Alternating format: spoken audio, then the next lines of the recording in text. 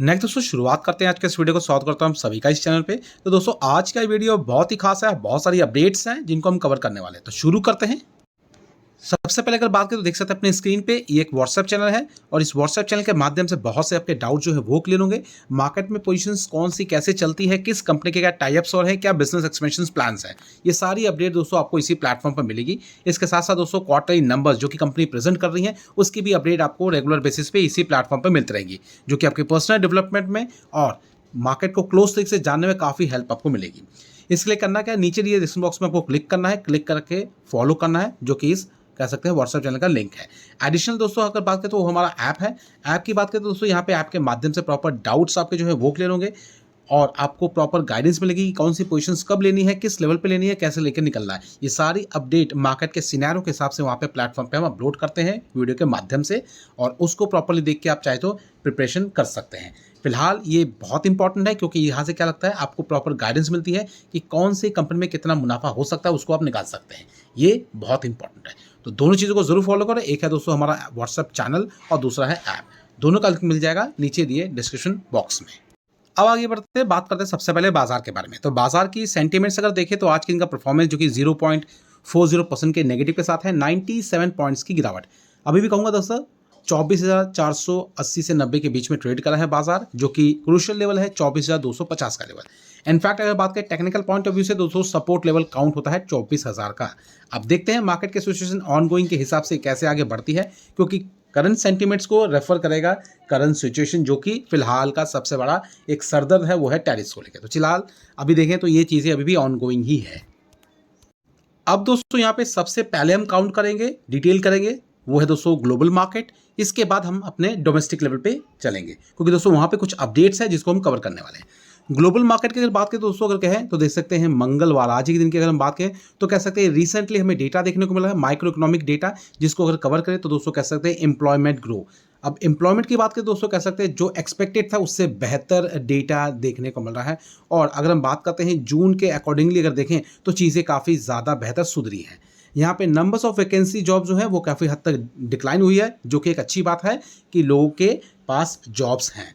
अब इसी को आगे कैलकुलेट करें तो इसके साथ और इम्पॉर्टेंट अपडेट्स कैलकुलेट हो रही है, वो दोस्तों फिलहाल यूएस एंड चाइना के बीच में कह सकते हैं जो बिजनेस चल रहा है, कह सकते हैं काफ़ी बेहतर तरीके से डील हो रही हैं।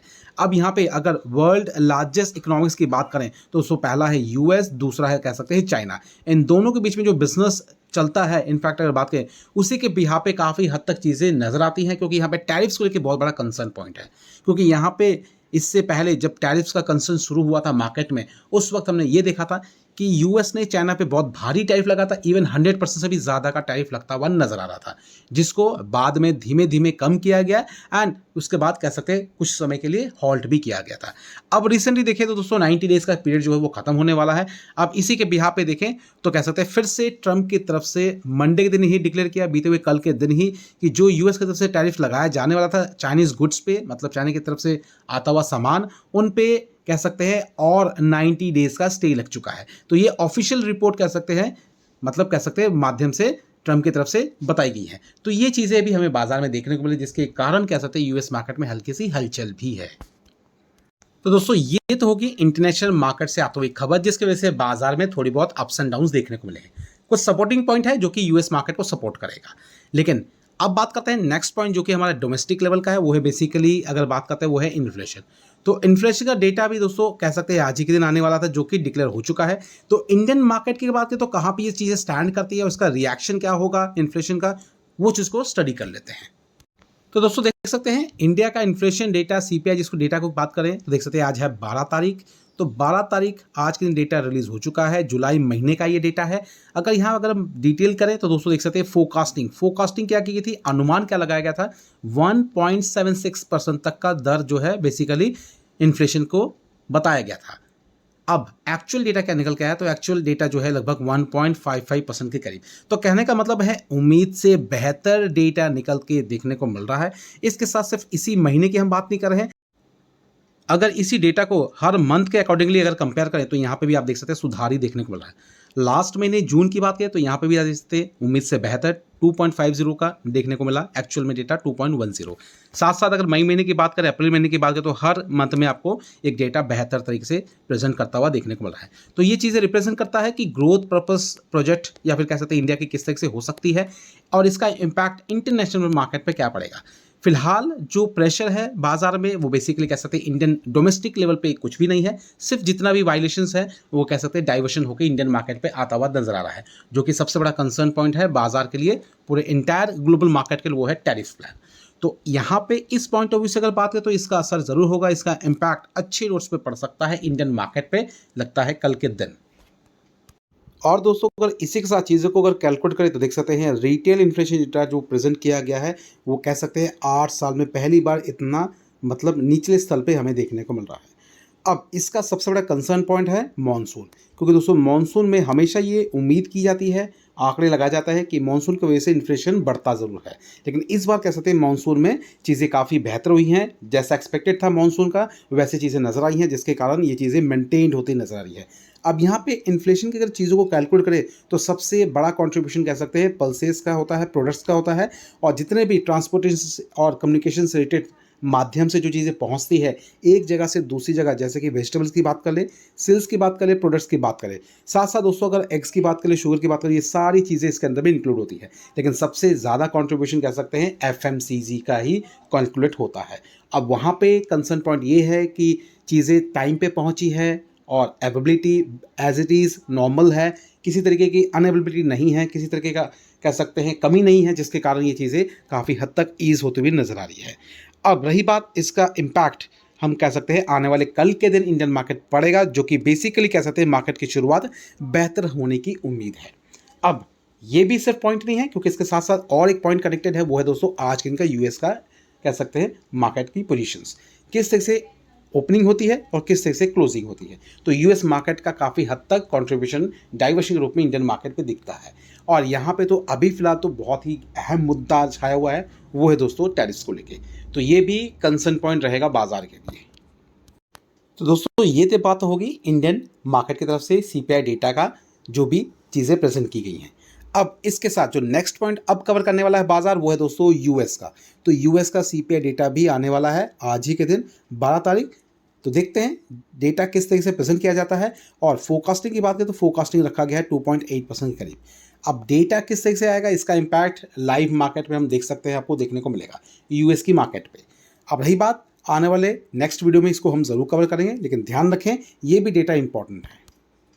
नेक्स्ट दोस्तों आगे बढ़ते हैं, बात करते हैं पोजीशंस के बारे में। तो कुछ इंपॉर्टेंट पोजीशंस हैं जहाँ पे हम ध्यान रखेंगे, प्रॉपर स्टडी करेंगे। सबसे पहले देखें तो गोल्डियम इंटरनेशनल लिमिटेड कंपनी जो है बेसिकली मैन्युफैक्चरिंग से बिलोंग करती है, गोल्ड ज्वेलरी आइटम्स, मतलब कह सकते हैं एक तरीके से डायमंड, जितने भी रिटेल सेगमेंट में काम है वो कंपनी करती है। यहाँ पे अगर देखें तो सबसे पहले इंपॉर्टेंट फैक्टर ये भी है कंपनी का मार्केट कैपिटल, जो कि अराउंड जो है 4,000 करोड़ के करीब देखने को मिलेगा। स्टॉक का जो पी रेशियो है वो हमें 30 के करीब नजर आ रहा है। इसके साथ साथ दोस्तों अगर बात करते हैं कंपनी के बारे में तो नंबर्स भी देख लेते हैं। जून क्वार्टर में नंबर्स आ चुके हैं जो कि यहाँ पे प्रेजेंट किए गए हैं। सेल्स के मामले में देख सकते हैं 199 करोड़ से बढ़ के 230 करोड़ जो कि कंपनी का सेल्स इंक्रीज हुआ है। लास्ट ईयर की बात करें तो लगभग 166, यहाँ पे भी आपको अच्छी खासी ग्रोथ देखने को मिलेगी। रही बात कंपनी के नंबर्स के साथ साथ प्रॉफिट्स को लेके तो देख सकते हैं 23 करोड़ का प्रॉफिट जो है बढ़ के 34 करोड़, इससे पहले एक साल पहले 22 करोड़ का बढ़ के भी कह सकते हैं 34। तो कह सकते हैं क्वार्टरली नंबर्स, चाहे वो दोस्तों ईयरली बात करें और क्वार्टरली बात करें, दोनों ही सूरतों में काफ़ी बेहतर कंपनी नंबर प्रेजेंट किए गए हैं। अब रही बात होल्डिंग्स पैटर्न्स, अब होल्डिंग पैटर्न तक ध्यान दें तो जून कैटेगरी हिसाब से देख सकते हैं एफआईएस की होल्डिंग अभी भी कहूँगा 0.87%, डीआईएस होल्ड रखते हैं लगभग 0.91%। अब रही बात कंपनी के परफॉर्मेंस में तो चीज़ें अच्छी नजर आई हैं, कल के दिन देखते हैं इसका मार्केट पे रिएक्शन क्या होता है। लेकिन अगर इंटायर अगर बात करें तो इस सेगमेंट को लेकर, जिसको हम गोल्ड सेगमेंट बात करते हैं या फिर रिटेल सेगमेंट की अगर बात करें, तो यहाँ पे नंबर्स तो ठीक ठाक आ रहे हैं, लेकिन अभी फिलहाल मार्केट में कुछ खास इनके लिए मूवमेंट नजर नहीं आ रही है। इससे पहले भी अगर देखें तो इसी सेगमेंट से जुड़ा हुआ और एक स्टॉक है जिसका नाम है स्काई गोल्ड। इसकी भी अगर बात करें नंबर्स के बारे में तो नंबर्स इसके बेहतर हैं, जो कि आप देख सकते हैं यहाँ पे आपको देखने को मिल जाएगा। प्रॉफिट के मामले में लगभग 38 करोड़ करीब का बढ़ के 44, जो कि क्वार्टरली और ईयरली भी देख सकते हैं 21 से बढ़ के ऑलमोस्ट डबल, जो कि 44 है। तो बेहतर कंपनी के आउटलुक्स हैं, और रही बात बिजनेस सेगमेंट भी बेहतर है कंपनी का। आने वाले समय में कंपनी और बेहतर परफॉर्म करेगी, एक अलग तरीके से चीज़ों को भी लेकर चल रही है, बिजनेस एक्विजिशंस भी कर रही है। तो ये सारे पॉइंट्स मार्केट में हमें देखने को मिल रहा है। तो नंबर्स बेहतर है, आने वाले समय में इसका इम्पैक्ट पड़ेगा, लेकिन हमें क्या करना है, हमें हमेशा कंपनी की डिटेल्स पे ध्यान रखना है। कंपनी परफॉर्म कैसे करती है वो तो मार्केट में इनकी पार्टिसिपेशन से होता है, लेकिन एक्चुअल जो मेन कंसर्न पॉइंट होता है वो है तो नंबर, फाइनेंशियल डिटेल्स जो कि कंपनी के बेहतर है। अब आगे की चीज़ें ज़रूर स्टडी करें ताकि आप चीज़ को बेहतर तरीके से अपने आप में डिसीजन ले सकें। अब दोस्तों अगर बात करें तो हाईवे से रिलेटेड एक आईपीओ जो कि आज के दिन मार्केट में हमें देखने को मिला। अब रही बात, इसकी लिस्टिंग हुई है हाईवे इंफ्रा। अगर हाईवे इंफ्रा की बात करें तो यहाँ पे आपको देखने को मिलेगा प्रीमियम जो है 67% के प्रीमियम के साथ ये लिस्ट हुआ है। कंपनी की बात करें तो कंपनी ने काफ़ी अच्छा परफॉर्म करके दिखाया है, मतलब कह सकते हैं लिस्टिंग के टाइम पे। अब आगे की चीज़ें जो है इंपॉर्टेंट है जिसको हम कह सकते हैं आने वाले सेशंस में भी ज़रूर देखेंगे। तो देखते हैं कंपनी आने वाले समय में और कैसे परफॉर्म करती है, इसके साथ साथ कंपनी का परफॉर्मेंस क्वार्टरली नंबर के अकॉर्डिंगली भी कैसा रहता है। तो इस पर भी ध्यान जरूर रखें, अपने चाहे तो वॉच लिस्ट में ऐड करके चल सकते हैं। नेक्स्ट अगर बात करें तो दोस्तों देख सकते हैं बजाज फाइनेंस। तो फाइनेंस के जो स्टॉक्स हैं उनमें थोड़ी बहुत गिरावटें देखने को मिल रही है। पी रेशियो भी देखें तो ठीक ठाक है, काफ़ी बेहतर है। चीज़ें इंपॉर्टेंट ज़रूर है कि मार्केट में कुछ स्टॉक्स जो हैं बेसिकली फाइनेंस सेक्टर को लेके इतना कुछ खास परफॉर्म नहीं कर रहे हैं, लेकिन वो दोस्तों कुछ ही टाइम पीरियड के लिए है। लेकिन अगर प्रॉपर डिटेलिंग करेंगे फाइनेंस के मैटर्स में, उसके नंबर्स को ऑब्जर्व करेंगे या कंपनी के बिजनेस को देखेंगे तो इनमें अभी तक कोई भी ऐसा नेगेटिव पॉइंट नज़र नहीं आ रहा है। सिर्फ सिचुएशन अभी जो है मार्केट में अप्स एंड डाउन के साथ जो कि इंटरनेशनल मार्केट के साथ कनेक्टेड है। यहाँ पे रही बात, इतना कहूँगा ध्यान रखें, इस पर स्टडी करें, क्योंकि बजाज फाइनेंस जो है एनबीएफसी सेक्टर से बिलोंग करती है और काफ़ी अच्छा इनका कह सकते हैं बिजनेस सेगमेंट भी है। तो इसलिए इस कंपनी से आपको डरने की ज़रूरत नहीं है। करना क्या है, सिर्फ इंतज़ार, अच्छी समय पे चीज़ों को अच्छे तरीके से पकड़ना है एंड आगे लेके चलना है। तो आगे की रणनीति इतना कहूँगा, ज़रूर ध्यान रखें, स्टडी करें प्रॉपर तरीके से, अपने फाइनेंशियल एडवाइजर से ज़रूर सलाह लें। तो चलिए दोस्तों, फिलहाल इन सारी अपडेट के साथ बाजार की आज की वीडियो की बात करें तो यहीं पे वाइंड अप करते हैं। लेकिन इतना कहूँगा, इन सारी डिटेल्स को जरूर ध्यान में रखें एंड स्टडी करें ताकि प्रॉपर अंडरस्टैंडिंग भी हो आपको। एंड अभी फिलहाल वाइंड अप करते हैं, लेकिन इतना जरूर कहूँगा, दोनों चीज़ों को जरूर ध्यान रखें। एक है हमारा व्हाट्सएप ऐप और दूसरा है चैनल, दोनों को फॉलो जरूर करें, जिनका लिंक आपको मिल जाएगा नीचे दिए डिस्क्रिप्शन बॉक्स में। तो वाइंड अप करते हैं, मिलते हैं नेक्स्ट वीडियो में। Thank you watching and bye bye.